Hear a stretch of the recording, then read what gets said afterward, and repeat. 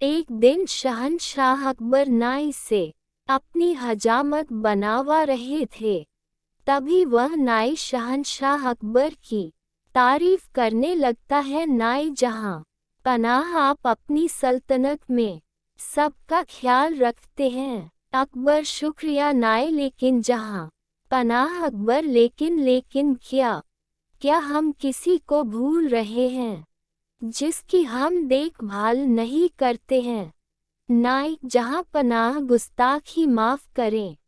क्या कभी आपने बड़े बूढ़ों यानी कभी अपने पूर्वजों के बारे में सोचा है जो दुनिया छोड़कर स्वर्ग चले गए हैं?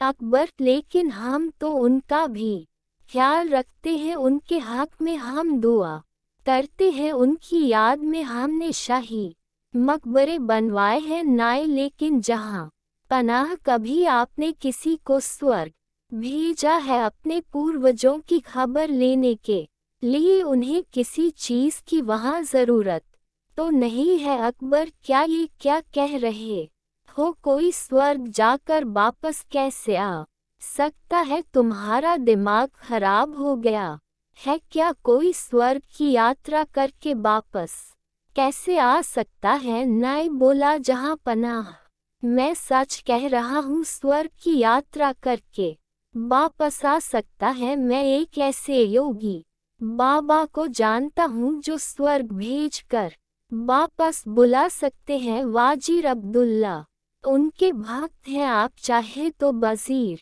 अब्दुल्ला से कहे कर आप उस योगी को बुला सकते हैं। अकबर, ठीक है, तुम कल ही वजीर अब्दुल्ला से कहकर उस योगी को बुलाओ। फिर अगले दिन वाजीर अब्दुल्ला उस योगी बाबा को लेकर आते हैं। अकबर, वाजीर अब्दुल्ला, क्या योगी बाबा दरबार में आ गए हैं? वाजीर अब्दुल्ला, जी जहां पनाह, वो दरबार के बाहर ही खड़े हैं। आपकी इजाजत हो तो उन्हें बुलाया जाए।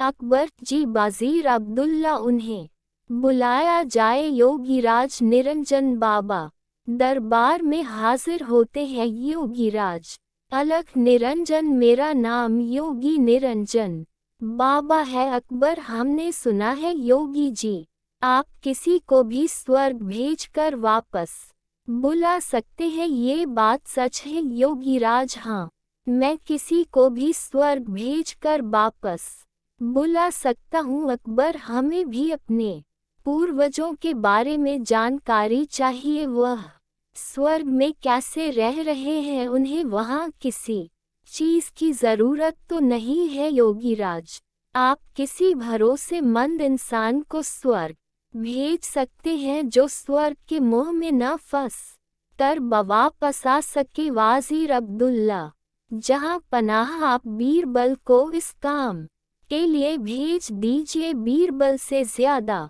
भरोसेमंद और कौन हो सकता है?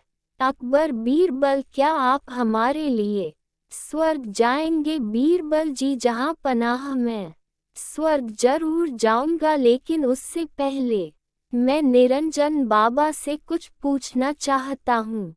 योगीराज, इस यात्रा में कितना समय लगेगा? योगीराज, इस यात्रा में कम से कम 2 महीने लगेंगे अगर तुम स्वर्ग के सुख के मोह में न फंसो तो। बीरबल, योगी जी आप मुझे स्वर्ग कैसे भेजेंगे? योगीराज, मैं एक पवित्र आग जलाऊंगा, उसमें तुम्हें प्रवेश करना है। वैसे तो ये क्रिया कहीं भी हो सकती है, लेकिन हम इसे गंगा नदी के किनारे करेंगे। बीरबल, जहां पनाह, मैं काफी दिनों के लिए अपने घर से दूर रहूंगा, इसलिए मैं 4-5 दिन की मोहलत मांगता हूँ। कुछ अधूरे काम निपटाने हैं। अकबर, ठीक है बीरबल। योगीराज जी, आप ये काम 5 दिन बाद संपन्न करें। अब 5 दिन बाद बीरबल को जलाने के लिए ले जाया जाता है। स्वर्ग की यात्रा के लिए योगीराज विधि संपन्न करते हैं। वह एक चिता पर फूल और कुछ सामग्री डालते हैं और बीरबल के माथे पर तिलक करते हैं और चित हो जाने को कहते हैं। बीरबल अलविदा। जहां पनाह। अकबर, हमें आपकी बहुत याद आएगी, आप जल्दी लौटने की कोशिश करना।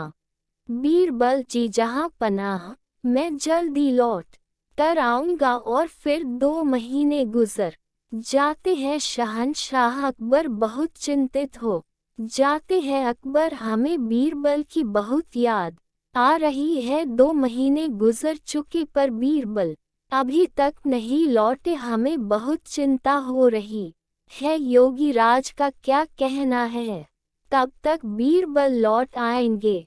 वाज़ीर अब्दुल्ला, जहां पनाह योगी बाबा, ये भी तो कह रहे थे हो सकता है बीरबल को स्वर्ग के सुख बहुत भा गए हों और वह उन्हें छोड़कर न आना चाहें। अकबर, नहीं, ऐसा कभी नहीं हो सकता है।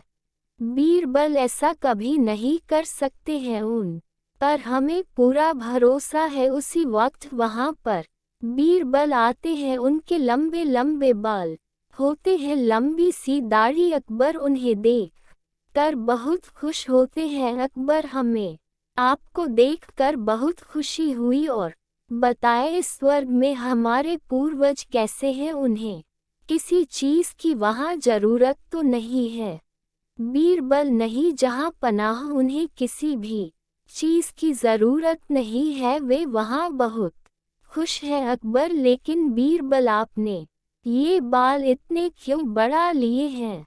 बीरबल, जहां पनाह मेरे ही नहीं, वहां पर सभी के बाल बहुत लंबे हैं। वहां पर कोई नाई नहीं है बाल काटने के लिए, इसलिए उन सभी ने यहाँ पर जो नाई है उसे बुलाने के लिए कहा है, ताकि वो वहाँ सबके बाल काट सके। अकबर, हाँ हाँ, क्यों नहीं, हम अभी अपने नाई को वहाँ भेज रहे हैं योगीराज, और वह नाई अभी यहीं पर है। वो इस वक्त हमारे मेहमान बनकर रह रहे हैं। हम अभी स्वर्ग भेजने की क्रिया करवाते हैं योगीराज, और उस नाई को बुलाते हैं। वो दोनों दरबार में हाजिर होते हैं। अकबर उनसे कहते हैं, योगीराज, स्वर्ग में नाई की जरूरत है, आप जल्दी से इस नाई को स्वर्ग भेजने की क्रिया शुरू कीजिए। नाई अपने घुटनों पर गिरकर, जहां पनाह, मुझे माफ कर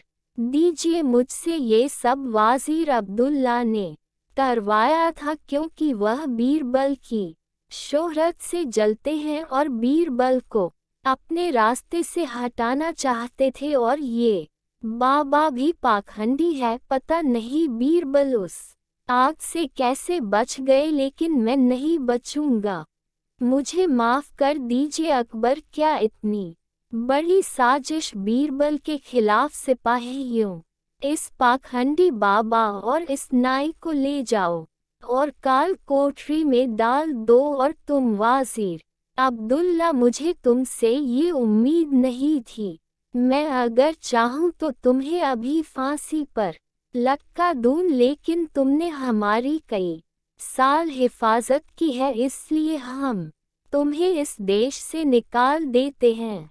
सिपाहियों, इसे ले जाकर सरहद के बाहर छोड़ आओ और फिर कभी अपनी शक्ल मत दिखाना। अच्छा बीरबल, मेरे बुद्धिमान दोस्त, ये बताओ तुम्हें इस साजिश का कैसे पता लगा? बीरबल, जहां पनाह, जब मैंने योगीराज के मुंह से आग में प्रवेश करने वाली बात सुनी तो मुझे लगा दाल में कुछ काला है, तभी तो मैंने आपसे 5 दिन की मोहलत मांगी, और मैंने उन 5 दिनों में एक ऐसी सुरंग तैयार करवाई जो उस जगह से सीधे मेरे घर को जाती है।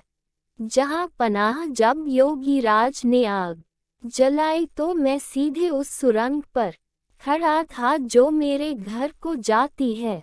योगीराज के आग जलाते ही मैं सुरंग का दरवाजा खोलकर अपने घर पहुंच गया। जहां पनाह, इस तरह से मैं वहां से बच निकला, और मैं चाहता था ये लोग अपना गुनाह खुद कबूल करें, इसलिए मैंने 2 महीने अपने बाल नहीं काटे, क्योंकि मैं ये भी जानता था कि इन तीनों में सबसे कमज़ोर कड़ी नाई है अकबर। वाह बीरबल वाह, एक तुम ही हो जो ऐसा कर सकते हो, तुम्हारे जैसा कोई नहीं मेरे शातिर दोस्त, तुम ही ऐसा कर सकते हो। वाह बीरबल वाह।